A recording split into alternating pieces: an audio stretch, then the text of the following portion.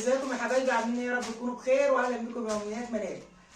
النهارده طبعا بالنسبه لي دي اول حاجه، اول مره تحصل على القناه. عندي جارتي، وعلى فكره في يعني بيني وبينها بصره كده حصلت ان اسمها طلع على اسمي. جينا نتعرف على بعضينا، انا ام توته وراحت قالت لي انا ام عبد، وبعد كده قالت لي بقول لك ما بحبش الالقاب. طب اسمي كده؟ قالت لي اسمي منال. فمنال ومنال، فاحنا ببصره النهارده. طبعا هي منورانا ومنوره مصر. طبعا زي ما انتم عارفين الاخوه السودانيين بقوا كتير هنا، موجودين كتير. واحنا طبعا احنا وهم احنا بنتعامل كاننا شعب واحد. هم بيحبوا بلدنا واحنا بنحبهم، وبنحس ان هم اقرب ناس لينا. فزي ما انتم شايفين كده هي منوراني. كنت جايبه طبعا الراستا، انتوا اكيد في كتير عارف الراستا، اللي هو الشعر الرفيع ده، الضفائر الرفيعه ديت بيعملوها السودانيين. كانت توته في العيد الكبير اللي فات دوت كانت مصممه تعملها زي السنه اللي فاتت برده، كان في نفس الميعاد كانت عاملاها. ماشي. فكان عندي واحده برده صاحبتي سودانيه، كانت قالت لي هاتي لها الشعر وانا هعمله لها. فما حصلش نصيب لان هي اشتغلت طول الوقت بتاع العيد، فبصراحه كان هو الحظ ان انت اللي تعملي لها. فجينا بقى ايه، بصراحه انا كسلت وهي كسلت وسكتنا. فلما جيت عرفت على مدام منال، فهي بالصدفه قالت لي فاطمه انا هعمل لك شعر. فانا قلت لها لا انا عندي الشعر وكده، انا جايباه وعندي من العيد. فهي صممت، وهي مسافره على فكره بعد يومين ان شاء الله، مسافره السعوديه. فهي صممت النهارده، لقيتها بتخبط عليها وتقول لي لازم اعمل لتوته شعرها قبل ما امشي. فهي بقى تعرفكم نفسها، لو كده قلت الاسم فتعرفكم نفسها، وان شاء الله بقى نعمل مع بعض الراسته ونصورها مع بعض. اهلا وسهلا. انا منال من السودان، وجيت هنا طبعا الايام دي ظروف الحرب وكده، فالحمد لله تعرفت على مدام منال ام توته، نورتيني. جارتنا هنا في العماره، وحبيتهم طبعا وحبيت توته. فبالصدفه شفت المشط بتاعنا طبعا الشعر وكده، استغربت بقول لها ده ايه؟ بتقول لي توته عايزه تتمشط. فقلت لها لا انا اعمل لها المشط ده، لانه انا حبيت توته صراحه. تسلمي. ومدام منال ما شاء الله برضه تتحبى. تسلمي ربنا يخليك. اهلا بيكم واهلا بمدام منال توته، انت منورانا والله. واتشرفت بالقناه بتاعتها طبعا. ما شاء الله. انا بقول لها احنا لسه القناه بتاعتنا طبعا، انا قعدت فتره كبيره زي ما انتم عارفين ما كنتش شغاله، وبصراحه يعني بنحاول ان شاء الله نرجعها زي ما كانت. فقلت لها بقول لك ايه رايك نصورها؟ قالت لي ده انت عندك قناه؟ قلت لها اه عندي. قالت لي خلاص طب هتصور معاكي. هي نازله بالصدفه والله، هي ما تعرفش ان انا هصور على فكره. يعني حتى هي بتقول لي طب استني، قلت لها لا ما انا عايزه لبسك ده، هو لبس السوداني ده زي العسل. زي ما انتم شايفين كده منورانا. هقرب انا بمشط اهو بديت هقرب الكاميرا ليها طبعا عشان تشوفوا هي بتعمل ايه. ماشي. وهي بقى تكلمكم، احكي لهم بقى على الاكل بتاعكم، العيش بتاعكم اللي هنا دوت. انا سمعت عن حاجه اسمها كسرة. شفتها. الاكلات الشعبيه. شفتها تحت في الاكلات الشعبيه. هم بسم الله ما شاء الله عندي المنطقه بتاعتي هي اتقلبت السودان على فكره. دي من فبقت محلات وكله. فهي تحكي لكم عن بقى اكلات كده وحاجات وهي قاعده، وانا هصورها هي بس. ماشي. بصوا بقى هي بدأت كده مع توته اهي. دوري يا توته، دوري عشان اوريهم بدأتي ازاي. وريهم لا وريهم شعر. هي بتكشر كده ليه؟ بص هي بدأت لها في كام واحده. شايفين الشر ده؟ بص هو على مزاجها وعلى قلبها زي العسل. احكي لنا بقى على الاكلات بتاعتك بقى يا نوله. والله طبعا احنا عندنا اكلات شعبيه معروفه زي ما قالت منال. عندنا حاجه اسمها الكسره. الكسره دي من الاكلات الشعبيه، بتتعامل مع الويكه، لو تعرفي الويكه. انت بتعملي ويكه زينا؟ طب قولي لي بقى انت بتعمليها ازاي وانا هقول لك بعملها ازاي. الويكه بتتعامل في زي لو عايزاها باللحمه تتعامل شوربه. اللحمه، واذا عايزاها بالدجاج عادي. طب بتقطعيها صغننه زينا كده حلقات؟ حلقات، وعليها بصلايه وطماطم. ومعاها البهارات الثوم. وفي النهايه بعد ما خلاص تستوي وتقومي تجيبي عليها الويكه. يعني بتعملي لها زي تسبيكه الاول؟ وبعدين بتضيفي الويكه عليها. اخر حاجه الويكه. ما بتسلقهاش في شوربه؟ لا، بتتعمل شوربه في الاول. بتسلقيها في الشوربه. وبعد كده بتضيفي عليها التسبيكه اللي هتعمليها. دي اخر حاجه. طب ما انتوا على فكره انتوا اكل بالكسره. ايوه الكسره دي بقى. بصوا بقى الكسره دي عجينه بتاع الذره. عجينه ذره. الذره انا شفتها تحت عامله زي الرقاق بس ابيض بس طريه. تتخمر تتعامل رهيفه زي الفطيره. ايوه. انا شفتها تحت وسالت دي ايه، قالوا لي اسمها كسره. حتى طالع في دماغي اجيبها عشان اشوفها هي ايه بجد. بتتعامل كده زي الفطيره. لا احنا عندنا بقى بنعمل وكا ازاي. انت على فكره انتوا شبيهه لينا، ممكن تكون بس اختلاف العكس. اختلاف. يعني احنا بنقطعها حلقات وبنحطها في الشوربه. وبنسيبها تستوي. وبنهرقها. تمام. وبعد كده بنعمل لها ايه بقى، بنعمل لها تومه. في ناس بتعملها خضراء تطش لها تومه بس. وتحط لها مثلا ان كان كمون بس. ماشي. كزبره وفلفل اسود. ماشي. لا ما نحطش فلفل اسود، نحطوا كمون وتومه. ماشي. ويطشوها بيها على الشوربه بعد ما بتتفرك طبعا. وفي ناس بتعملها برضو بالشوربه وتفركها. وبعد كده بتعمل تومه وبتعملها بطماطم. ماشي. بس حاجات تومه يعني طماطم، حاجات بسيطه كده. ونطشها بيها ونحط فيها التوابل بتاعتنا. وبعد كده نحطها على الويك. تمام. ما بتبقاش حمراء. يعني ما فيش اختلاف كتير. يعني. وفي بقى بنعملها احنا بالعكس بقى. دي بقى اللي روعه. ماشي. بنعملها برضو بنفس الثلاث. يعني الاول بنغسل العدس. ونحطه في مثلا في شوربه او في ميه. وتضيفي عليه الباميه وتسيبهم يستووا. تمام.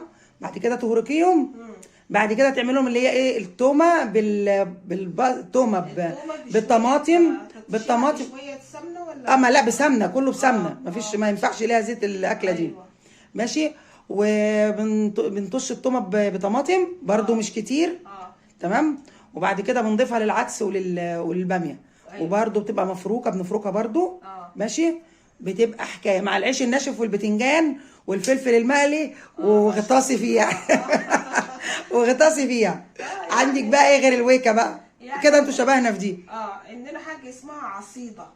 ايوه. ايه العصيده دي بقى؟ ايوه بنفس الدقيق بتاع الذره. ويتخمر. وتتعمل.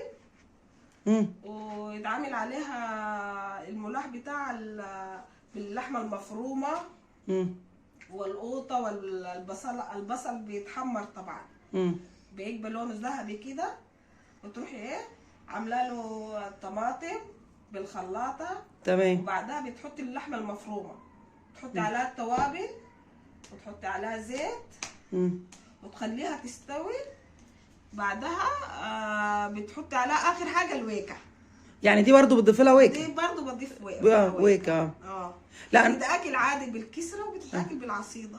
احنا نسمع الاكلات الشعبيه. انا اسمع الاكله دي عندنا في مصر عند الصعايده، بس انا ما اعرفهاش بصراحه عشان ما اكدبش عليك.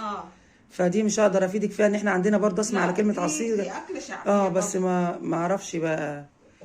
طب عندكم ايه بقى غير الويك؟ دي الاكلات الاثنين دول هم الاكلات الشعبيه.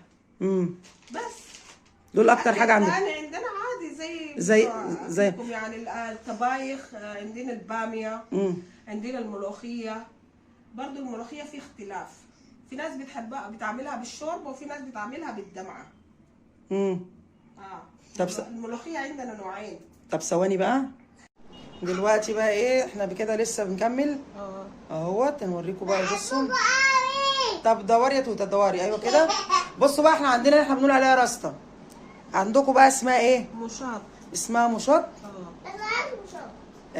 عايزه مشاط. هي كانت الاول بتقول على راسته زي ما احنا بنقول هنا. لا مشاط. انا مش عارفه ليه التعبير ده. بصوا المنظر ده. عشان حاجه بتتنشط كده. على فكره انتوا بتاخدوا حاجات، يعني انتوا ليكوا اسامي كده بتبقى ايه يعني، بتبقى كده مختلفه شويه. فاهماني؟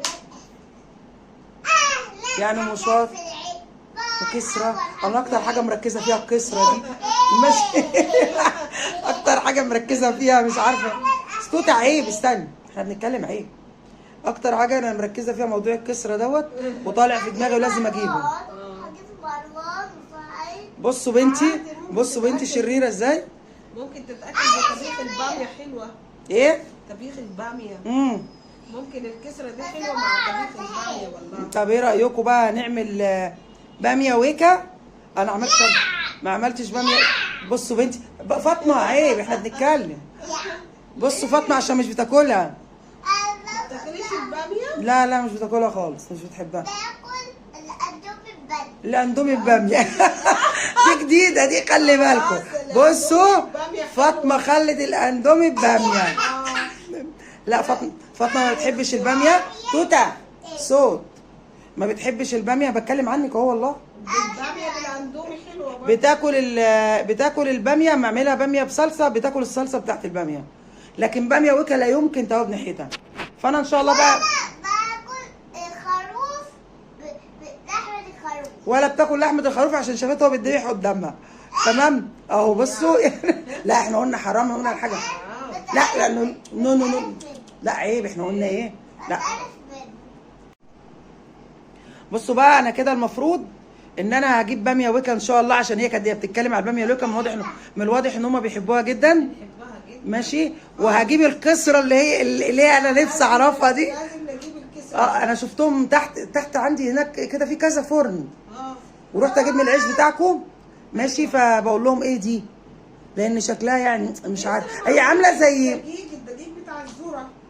ايه دقيق. لا انا على شكلها هي مستويه. زي الفطيره كده.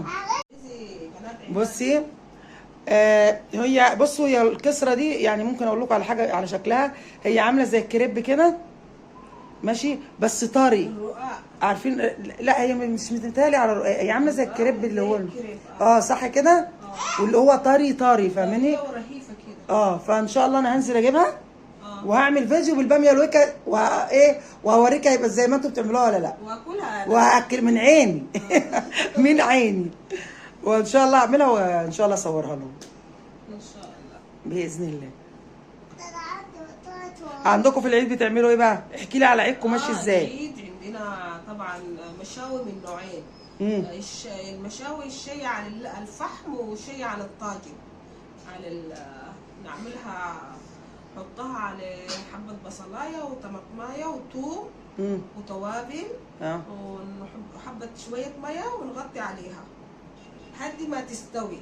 وهتتزيت كده وتفضل مجمرة.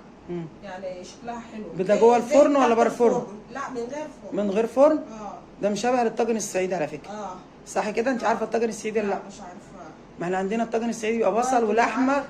بصل ولحمه لحد ما يستوي وتنشف التسبيكه بتاعته ويتعمل كده زي الفرن، زي بتاعت الفرن. لا على فكره هو زي الطاجن الصعيدي عندنا.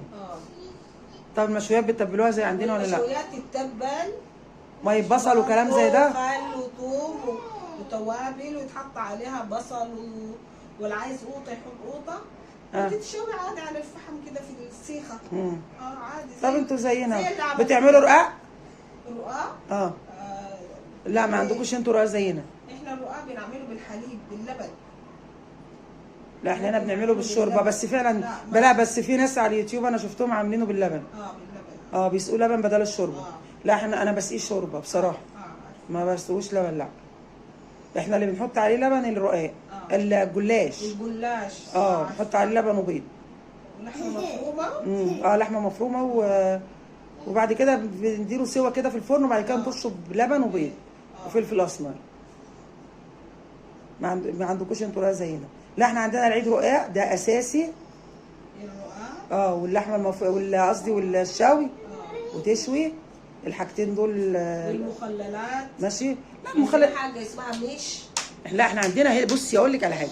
لا المش ده احنا عندنا في العيد الصغير عشان انت بتتكلمي على العيد. عندنا العيد الصغير يعني فسيخ ورنجه. لا احنا في العيد الكبير بنعمل المش.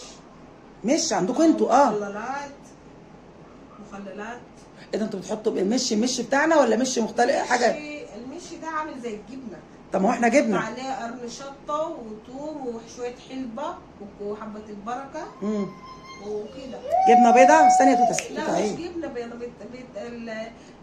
المش بتاعنا بنحطه لحد ما تصفى الميه كلها. بعدين تيجي شايله كده تلاقيه عامل زي الزبادي الجامد او الجبنه كده. نحط عليه قرن الشطه والثوم والحلبه والكمون الاسود. لا احنا عندنا المش مختلف. احنا عندنا المش الجبنه القديمه. الجبنه ابو دودو. المش ابو دودو ده من غير دود ما بيتاكلش. من غير دود ما. لا على فكره الناس واخده فكره. لا أقرب عليه. بصي اقول لك على حاجه، يا الناس واخده فكره عندنا مش ولا بد. والله يا جماعه ما حدش بياكلوا بدود والكلام دوت.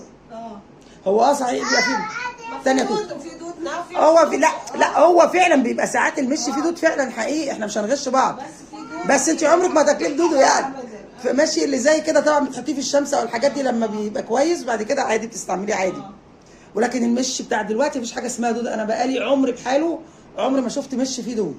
ماشي. احنا عندنا المش دوت بتبقى جبنه فلاحي لو عارفاها، بتتقلب بنجيبها عشان طبعا انا امي بسم الله ما شاء الله عليها يعني خبيره في الموضوع دوت. بتجيب الجبنه القديمه، قصدي المش بتاع دوت الجبنه الفلاحي اللي بتتلخبط. بتجيب الجبنه الفلاحي تلفها في ملح وشطه كتير وتحطها مثلا ترصهم في صينيه او في حاجه تكون فاضيه من تحت زي منخل او حاجه زي دي، وتحطها في الشمس تنشف. تمام. وبيبقى عندها خميره قبل كده مش مخمر مش قديم قبل كده، وتحط ده عليه. ماشي. بس بعد يومين او 3 في الشمس بالجبنه وملح وشطه. ولو ما عندهاش بتعمل ايه بقى؟ بتجيب الشرش بتاع الجبنه القديمه، الجبنه الفلاحي قصدي. عارفه انت الشرش؟ لا. هقول لك انا. الجبنه الفلاحي لما بيحطوها كده فوق بعضها بتطلع ميه. ماشي. دي عندنا بنسميها شرش. بنجيبها نغليها. ماشي. ونعيدها لما تبرد ونحط فيها ملح ونحط فيها شطه كتير عشان بقى موضوع الدود ده. ماشي. ما هو بقى الدود بيجي من الحته دي. وتحط فيه ماء ملح وتحط فيه وفي حاجات كده بتتحط، بس بصراحه عمري ما شفت امي بتحطها. في حاجات بتيجي من عند العطار كده. انا طبعا مش فاكره اسمها دلوقتي. بيحطوها عشان تمنع الدود. لكن امي بصراحه عمرها امي كانت امي بتعمل الجبنه القديمه اللي هو الشرش ده شطه وملح. بعد ما بتغليها كويس وتحط الحاجتين دول وتسيبها شويه تبرد، وتكون مجهزه الجبنه الفلاحي ملفوفه في ملح وبقى لها 3 ايام تلاقيها ناشفه زي الحجر كده، وتحطها فيها وتقفل البطرمان قفله كويسه عشان ما يخشوش هوا كده. وتحط معاه فلفل احمر حراق يعني فاهماني. وتسيبه بقى فتره طويله. احنا بصراحه احنا ما بنستناش لما بنسيبه بامانه، يعني ممكن بالكتير اسبوعين ونروح فاتحين عليه. بيبقى حكايه برده، ما بيبقاش قديمه قوي بس بتبقى حلوه. ده المش عندنا. حلو. خلاص. ما بنستعملوش في العاده، احنا بنستعمله طول السنه عادي. عادي برضه. يعني ممكن بقول لك ايه يعني مع اللحمه لازم يكون في توابل حاجات حامضه يعني. وعندنا الترش البلدي. ماشي. ده شيء اساسي عندنا في حياتنا هنا. الترش البلدي ده الا في رمضان بقى. مفيش فطار من غير ترش بلدي وسلطه بلدي. الحاجتين دول. وفي العادي بقى بتاعنا احنا في بيوتنا هنا اللي هو في اللي هو موجود يعني الاساسي في بيوتنا بقى الليمون المخلل. انت بتخلليه مثلا في البيت. الزيتون. ولو مش مخللاه احنا بنجيبه جاهز. يعني انا ما بقالي بتاع 2 سنين كده ما خللتش ولا كيلو. فخالد جوزي بيجيبه لي جاهز. وعندك ايه تاني؟ والبتنجان والفلفل. احنا عندنا انا في بيتي هنا دول اساسيين عشان زوجي بيحبهم واحنا بنحبهم بصراحه. بس اكتر حاجه يعني تبقى موجوده عندي. دي الحاجات اللي مشهوره بيها هنا في مصر. البطاطس المحمره، البطاطس المهروكه فاهماني. بنهركها ببيض ونهركها مثلا بزبده بتومه وقطيتين كده. ماشي. يعني يبقى كذا طبق كذا نوع. في مهروسه بتوم وطماطم. ده اللي كانت امي بتعمله. مهروس بتوم وبطاطا وطماطم. وفي مهروس ببيض. وفي مهروسه بزبده بلدي بس. ده يعني امي احنا عندنا امي احنا بناكل بطاطس محمره مثلا جنب بانيه. ماشي. امي بقى لما بتيجي تعمل بطاطس بتروحي تلاقي عندها كده من اصناف كتير قوي. ماشي. زي مثلا هتحمر بطاطس محمره، بطاطس ببيض. والله العظيم بكلمك بجد. والله بطاطس بخضره.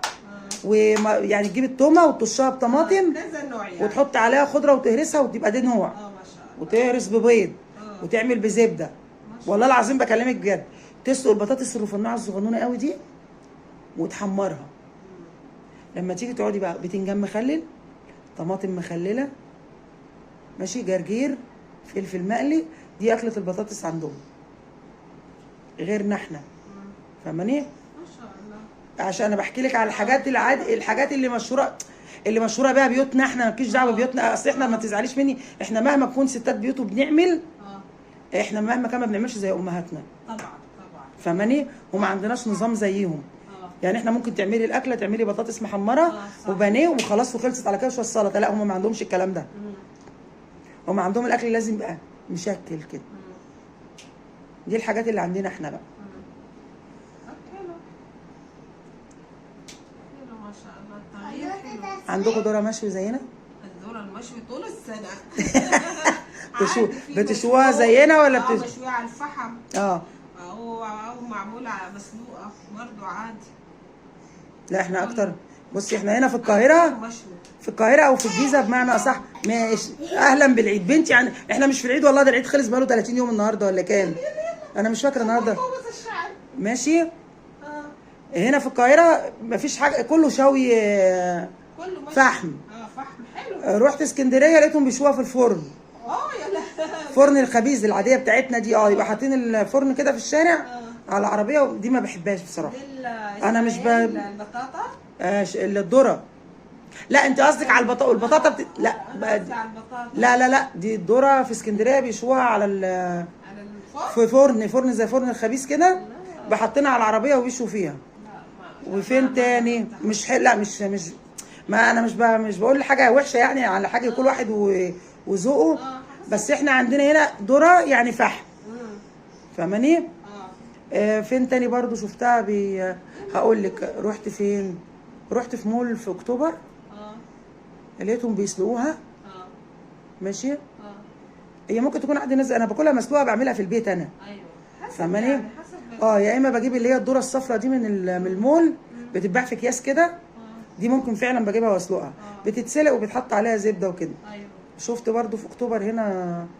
ماشي. دي برضو يعني كانت برضو بالنسبه لي مش واو اخر حاجه يعني. لقيتهم برضو بيسلقوها، بس الذره البلدي العاديه بتاعتنا مش الصفراء. بيسلقوها وبيحطوا عليها زبده. توته ده الطنط وجعتها يا توته.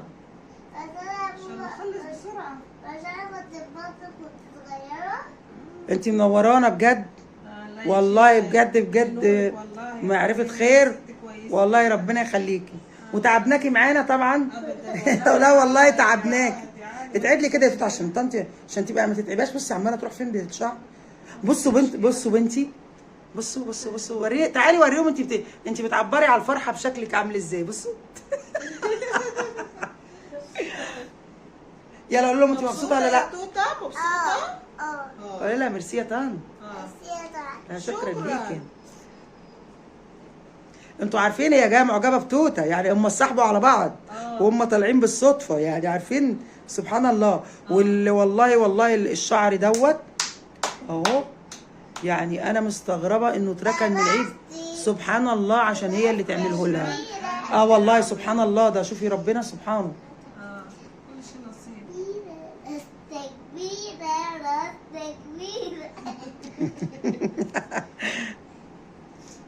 كده اهو بعد ما خلصنا زي ما انتم شايفين كده. بصوا توته والدلع بقى. بصوا. تعالي تدوري كده وريني. ايوه جميله يا توته. متشكرين يا نوله. تسلم ايدك يا قلبي. تسلم ايديكي. ومتشكرين جدا على انت. بص هي عايزه تعمل القصه، بس انا بصراحه مش عايزاها تعملها. انا شايفه ان شكلها احلى.